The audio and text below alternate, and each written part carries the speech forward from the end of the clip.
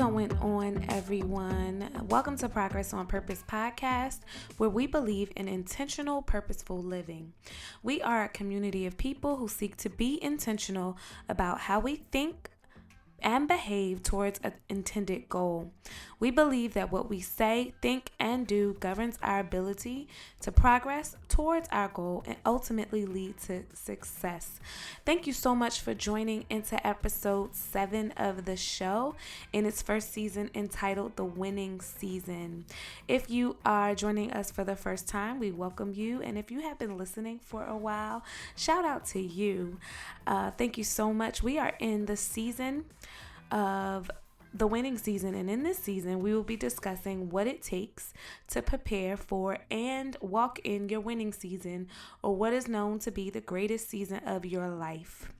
You know, we all have a journey, and when we live intentionally and make purposeful decisions and strategic moves, we can set ourselves on our path to live our best life.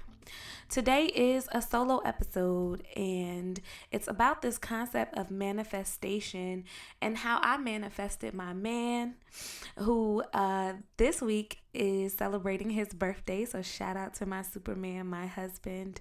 I'm really excited to record today because by the time it comes out, he would have been right in the middle of celebrating his birthday.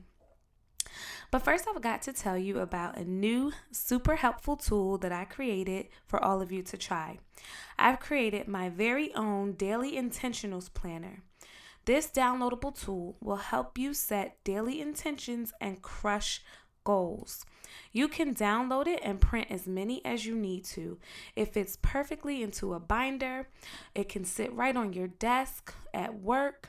And if you're like me, you have so much on your plate at times, and it's easy to get lost doing stuff, and before long, you realize that the things that you really wanted to do in a day, you don't. This tool is designed to be used first thing in the morning or within 5 minutes of starting your workday to set intentions, map out specific times that you are going to do a particular task, and keep track of important events, reminders, and notes.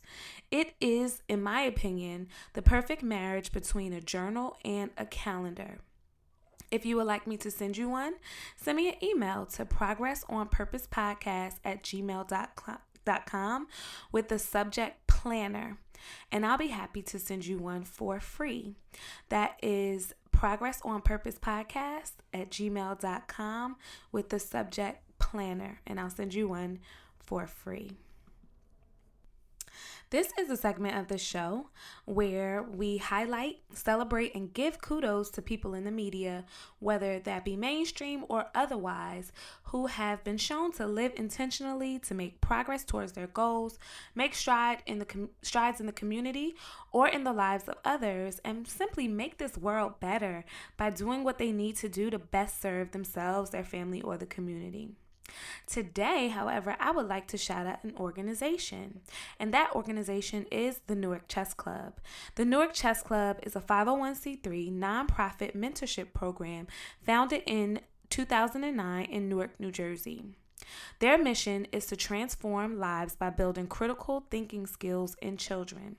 They use chess as a bonding activity to build a lasting relationship between the mentor and the mentee, and use their own character development curriculum to teach children how to make better decisions.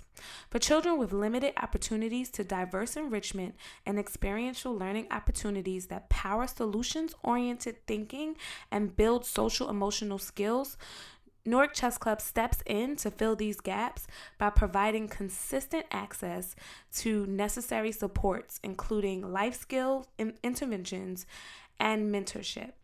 Really exciting because on December 10th, they are going to celebrate 10 years, and they're celebrating it with an anniversary fundraising gala. At this gala, they are raising money to support programming, and currently the program costs about $1,000 per child per year. This includes 2 semesters of instruction plus summer camp, all at no cost to families. And so the goal is to raise enough money to serve 300 additional kids and expand the program to surrounding communities with the launch of the nationwide initiative Success with Chess. Now listen, we can all see how a program like this can benefit kids from all communities. This program has given over $70,000 in scholarships to kids over the past 10 years and has made a lifetime of impression through chess and life skills instruction. If you would like to be involved, if you want to come to the gala, if you would like to sponsor or your company would like to sponsor, or if you simply want to find out more information, visit www.newarkchessclub.com for more information, and I'll be sure to link that below in the show notes. I will be there and I hope to meet you there. If you know someone who deserves recognition on the show, DM me on Instagram at Progress on Purpose Podcast. Don't forget to follow first. Or you can message me on Facebook at Progress on Purpose Podcast page, or send me an email at progressonpurposepodcast@gmail.com. So I'm going to jump right into our topic today. And like I said earlier, we're talking about this concept of manifestation. And I want to talk about how I manifested my man. But first, let's think about where this whole manifestation thing even came from. And, how we talk about, I'm manifesting this and I'm manifesting that. And, there are still some people who are very skeptical about this whole concept of manifestation overall. I know a lot of people, especially in the church, who, they shy away from using language like universe, and I'm speaking things into existence, and I'm speaking things into the universe. And when you hear those type of things, sometimes it could sound kind of mystical and spooky. And so I want to dispel some of that today. I also, in this conversation, I would like to encourage you and let you know that it is truly possible to manifest what you want. And then I'm going to show you some actionable steps that you have to do in order to manifest what you want. I also want to discuss the importance of being super intentional and clear about what you want, because both what you want and what you don't want will manifest itself in your life. And last, like I said, I want to share my love story and how I manifested my husband into my life, and how you could too, you know what I'm saying? Okay, so let's talk about manifestation.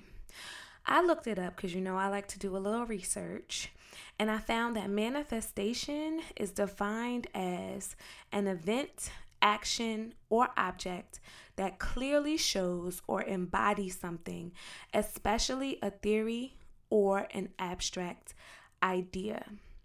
So listen, now that we have a definition, we can talk about this whole manifestation thing. But I need to say something first. For the deep people, yes, I am dedicating this entire segment of the show to you.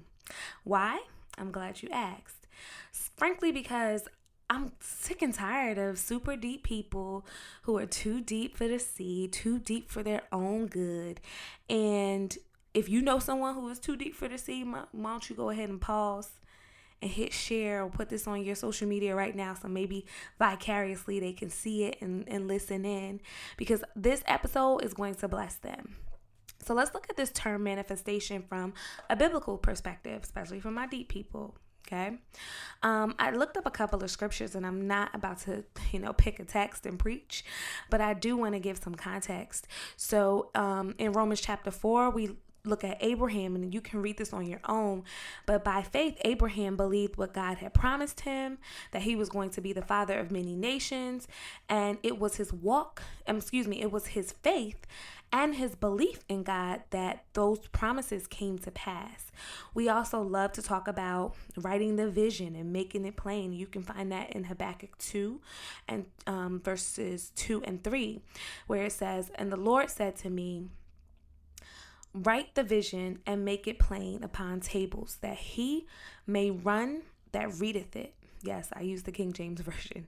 "For the vision is yet for an appointed time, but at the end it shall speak and not lie. Though it tarry, wait for it, because it will surely come, it will not tarry." So this scripture is talking about, you have a vision, write it down.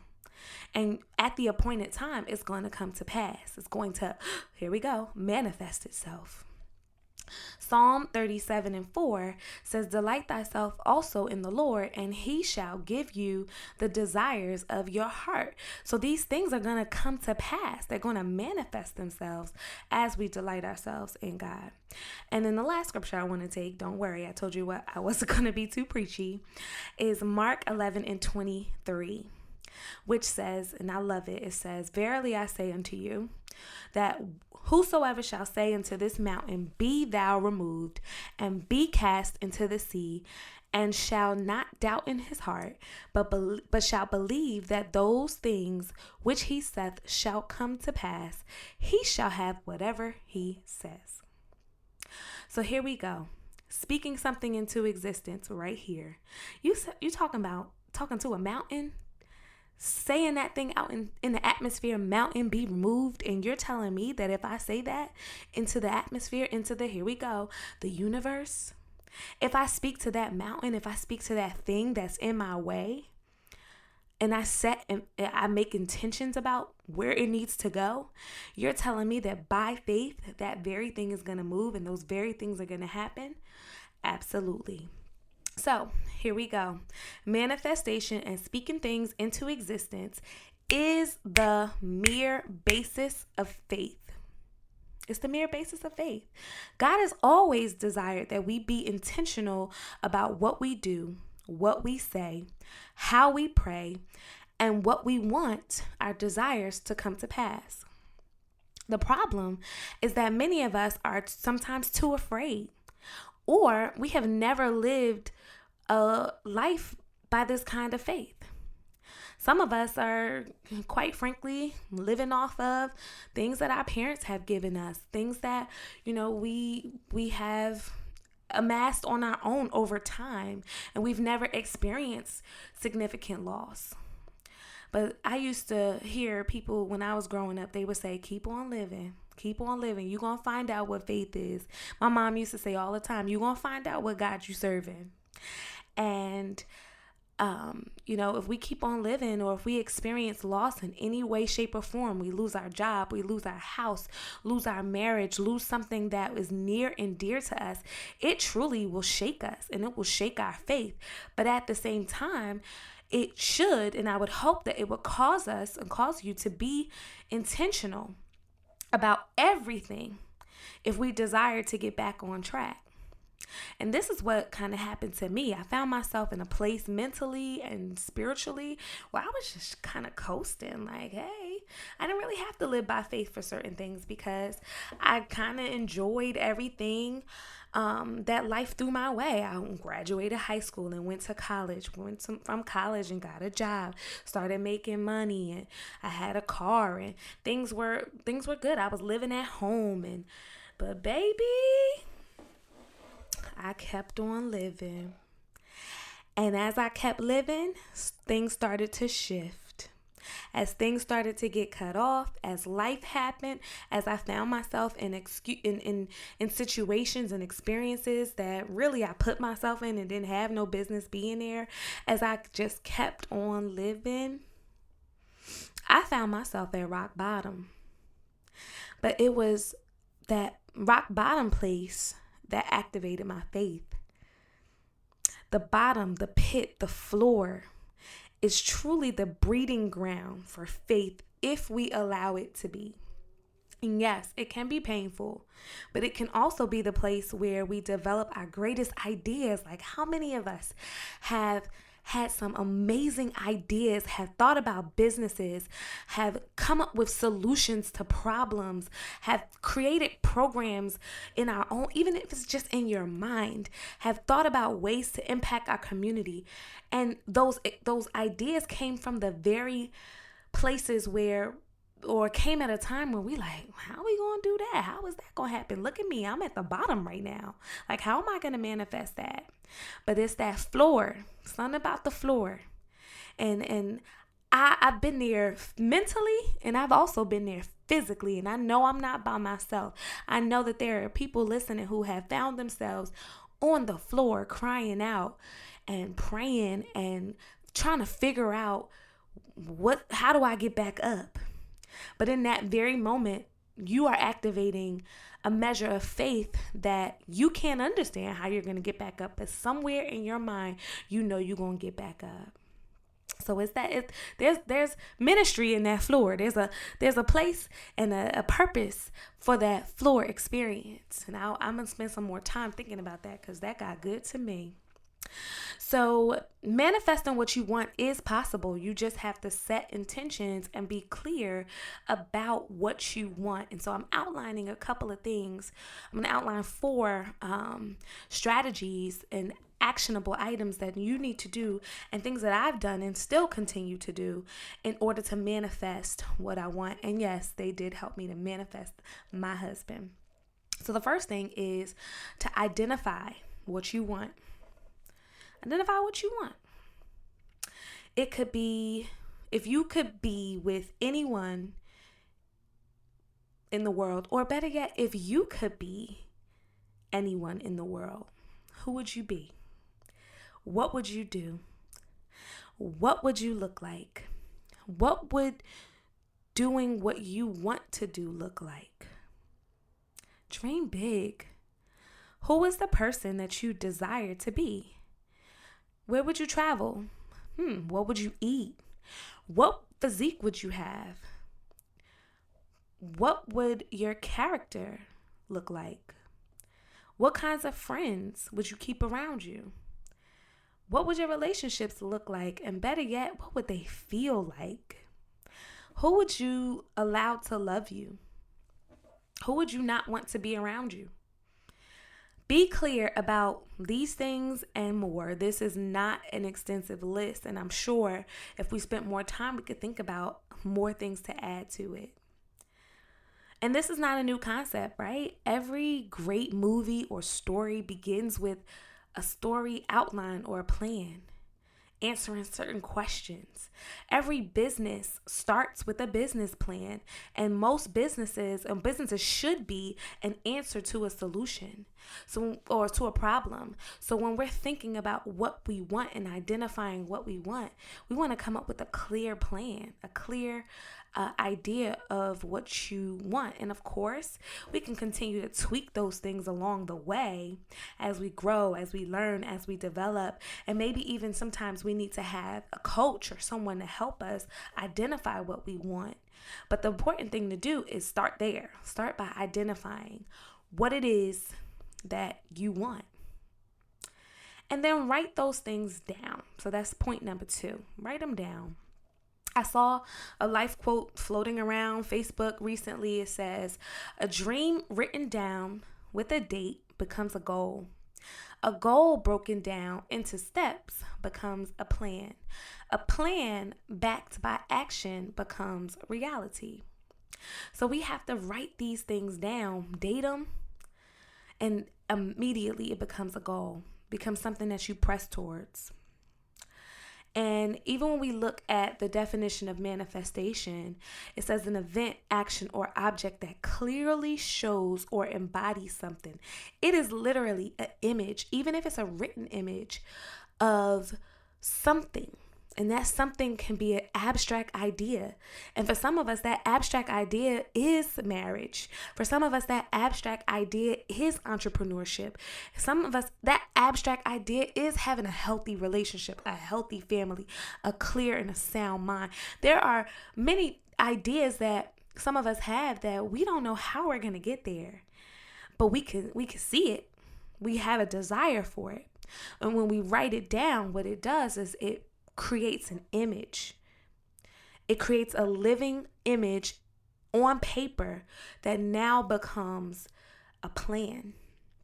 And then we can break that plan down into actionable steps so that we can manifest those things.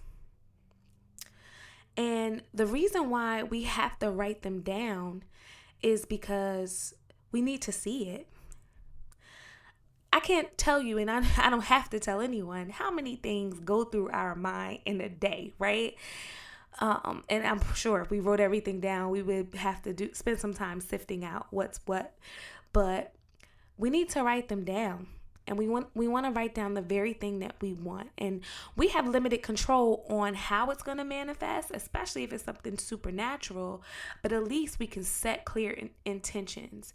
Setting these intentions helps to focus our mind, our body, and our spirit to produce actions that are going to lead to and manifest what we desire. Especially if certain things, like I said before, are not tangible. When I found myself in a place where I wanted marriage.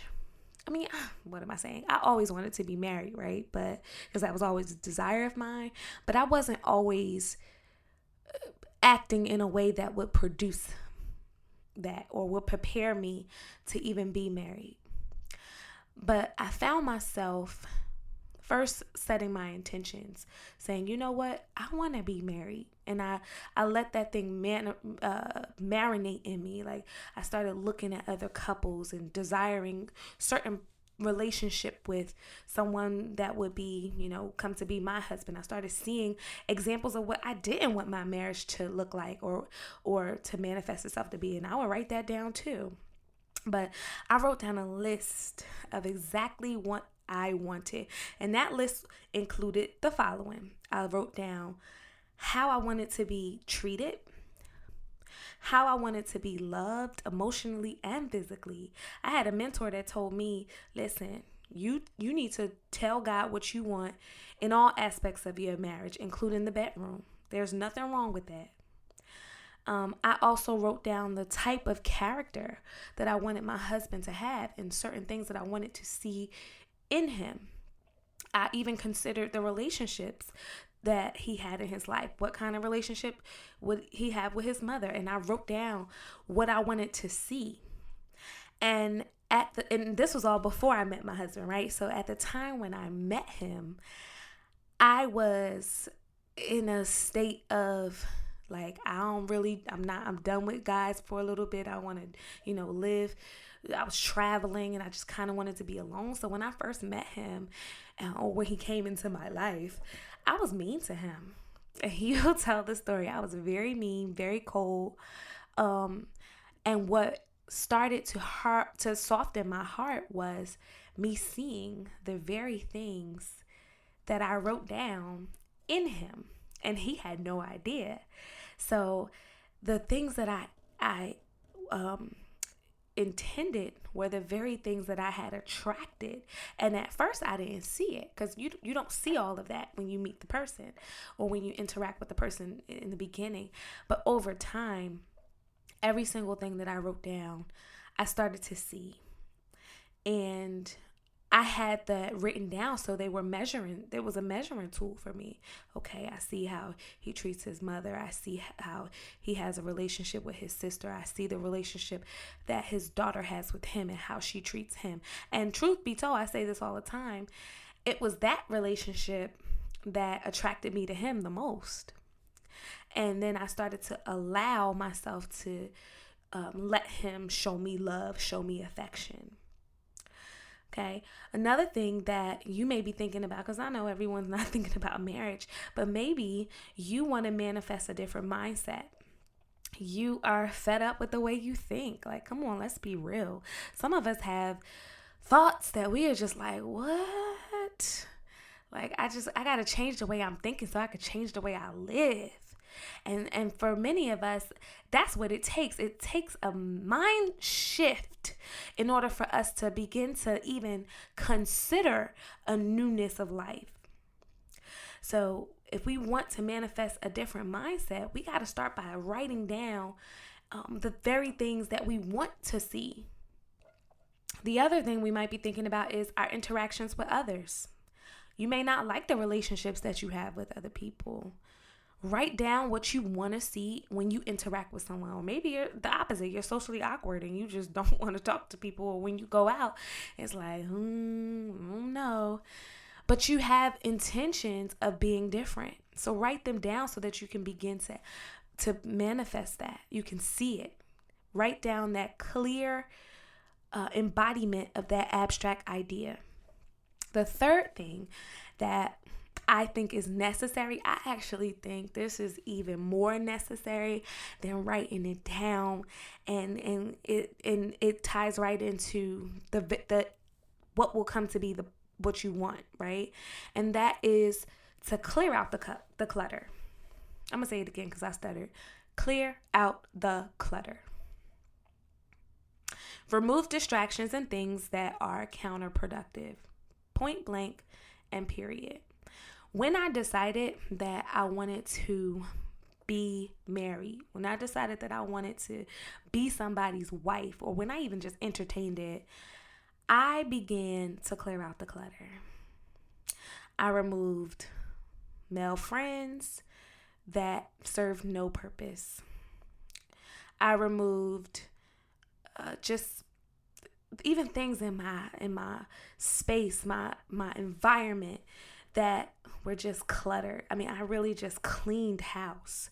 I began to set boundaries. I began to think about how, okay, if I was with someone, how would I behave? How would I conduct myself? Who would I hang around? And if those people were not people that were going to be good for my family structure, I started to distance myself. Because one thing I realized is that it's quite possible to manifest a mess if you don't clear out the clutter. So we could identify what we want down to the socks, and we could write down every little detail. But if we don't put in the work to remove the clutter, the things that we put there, or the things that may have been there for years, but that no longer serve us, those same things would be a hindrance and a distraction to the very things that we are trying to manifest. And even the Bible tells us that before we can run the race, we first have to lay aside every weight and the sin that so easily besets us. So sometimes that weight is something that we put in our space or mentally that we need to let go of. For some of us, that weight is credit card access. And because we got our credit card and we single, we could figure out ways to pay it back and we can just do what we want. But that changes when you get married. That changes when you have other responsibilities. That changes when you now want to move forward in business and you need some capital. You need to have an investment account. You need some kind of startup money. And if you wild with the credit card, how are you going to achieve that goal? Sometimes it's our phone, and we know the damage that can be done with a phone. Sometimes it's certain numbers in our phone. Sometimes it's certain pages that we can access with our phone. Sometimes it's just altogether our freedom. You could not tell me when I moved out of, not moved out of my parents' house, but when I got to a certain age, because I was still living at home, but I was an adult, so I'm like, I'm free. I could do what I want. I could hang out where I want to whatever time I want to. I'm free. I'm grown, and I found myself in situations that I later had to remove because they became clutter. They became distractions. And so with all these hashtag goals, with all these things that we writing down, they will all come to a screeching halt. And the dreams will quickly die if we do not remove the clutter. I want to interrupt to give the pop tip of the week. And this pop tip is obvious. So what I would like you to do is to use the 4-step strategy addressed in today's show to manifest the person, place, or thing that you want in your life, even if that thing is a new you. You have the power to reinvent who you are and how you show up, and no one can tell you otherwise. Let's get back into the show. The fourth thing that we need to do, or I believe we need to do if we want to manifest something in our life, is that we have to have faith that is going to come to pass. So the same faith that we have to create the list is the same faith that we need to have to see it through. You can have what you desire, but you also need to have enough faith to know that you have courage, that you have patience, that you have strength, that you have resources, you have endurance, you have everything you need inside of you for the very thing that you desire to actually come to pass. So as a recap, because I'm wrapping this up, in order to manifest the things that you want, you have to identify what you want, write it down, clear out the clutter, and then have faith for it to come to pass. I did not know that when I was courting or just even entertaining my husband, because we be like entertaining him for a little while before we start courting him. I did not know that he was my husband immediately. But I had faith enough to know that with all the things that I had put in place, the list, me removing the clutter, me setting aside, just in setting boundaries and being intentional about who I hung with and who I was spending my time with and all of that, I had enough faith to realize I know my husband is on the way. I didn't know that I had met him yet. I didn't realize it, but I knew that I was attracting him. And I know that sounds kind of strange, but then that's what happens. We're literally attracting what we intend to attract. And sometimes we're attracting what we don't intend to attract when we don't set the right intentions. And that's why setting the right intentions is everything if we want to manifest what we actually want to see. So like I said earlier on in the show, I created a tool for us to use in order to start to set some of those intentions. And this tool is a daily intentions planner. So it allows us to, on a day-by-day basis, set intentions and crush goals.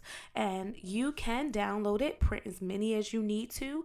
I want to send it to you. So all you have to do is email me at progressonpurposepodcast@gmail.com with the subject planner, and I want to send it over to you. Thank you so much for listening to today's episode of Progress on Purpose Podcast.